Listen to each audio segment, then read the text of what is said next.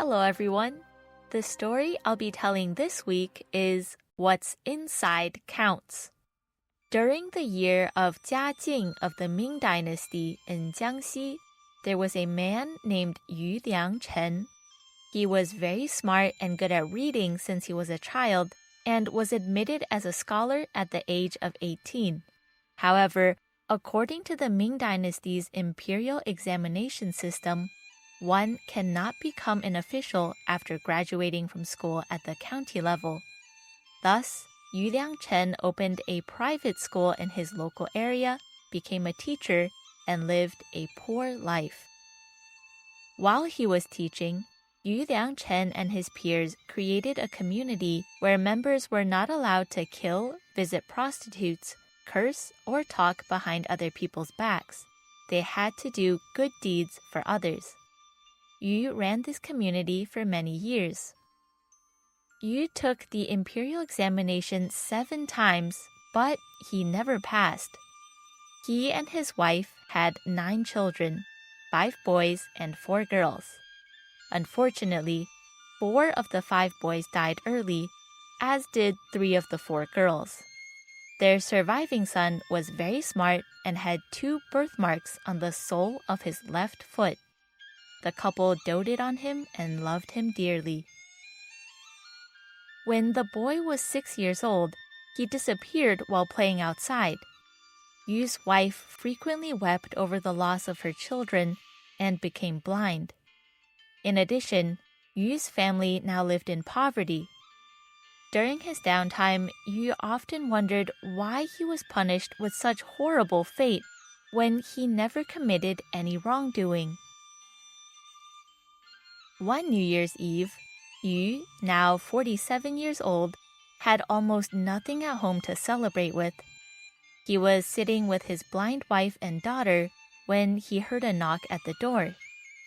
When Yu opened the door, he saw a white-haired old man donning a scarf around his head. He invited the guest inside.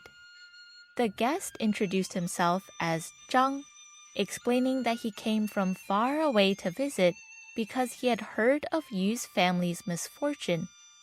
Yu noticed that the old man's dress and manner of speaking was not that of an ordinary human, so he treated the guest with deep respect. Yu told the guest that he studied hard and did good deeds his entire life, but he still had a horrible life. He couldn't pass the imperial examinations, his children passed away early, and he still lived in poverty.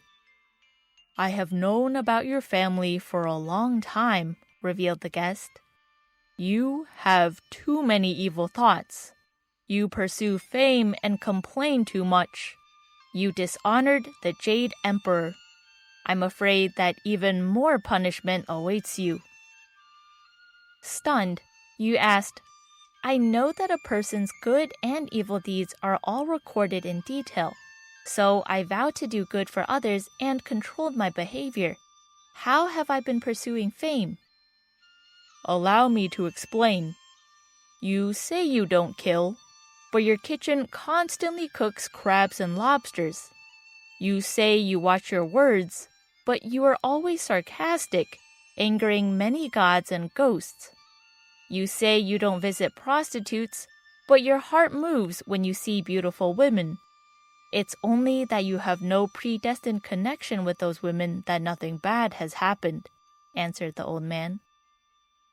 "It's even worse that you claim you are dedicated to doing good deeds. The Jade Emperor once sent a messenger to check your records, and you have not done one single good deed in many years.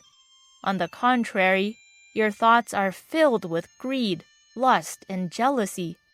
You elevate yourself through belittling others. You want revenge whenever you think of the past. With a mind this malicious, you can't escape disaster. And yet you pray for blessings?" continued the guest. "Master, you know all about me. You must be an immortal. Please save me," cried a panic-stricken Yu. The old man advised, "I hope you can abandon greed, lust, jealousy, and various desires. Do not pursue fame and self-interest. If you can do this, you will definitely be rewarded with goodness." Then he disappeared. The next day was the first day of the Chinese New Year. Yu prayed to heaven and swore to change. He was determined to eliminate all improper thoughts and gave himself a Taoist name, Pure Thought Taoist. From then on, he paid attention to each thought and action, as if the gods were watching.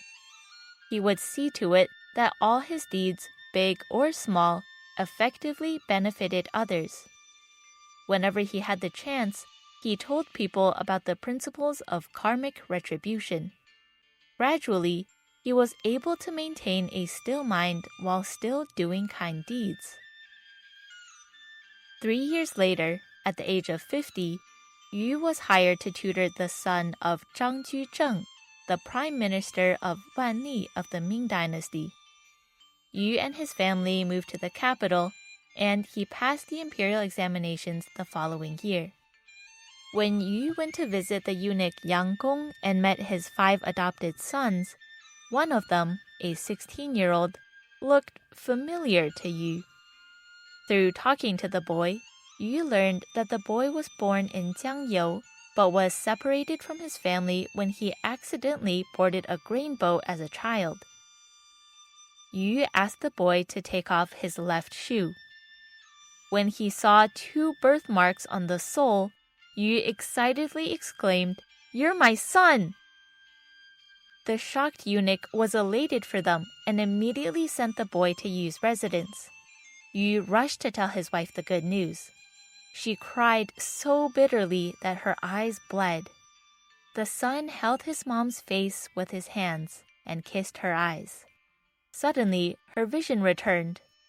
Yu was overcome with both grief and joy. He no longer wanted to be a high-ranking official and requested to return to Jiangling, his hometown. Jiangxi admired Yu's moral character. After approving Yu's application to go home, Zhang sent him a generous gift.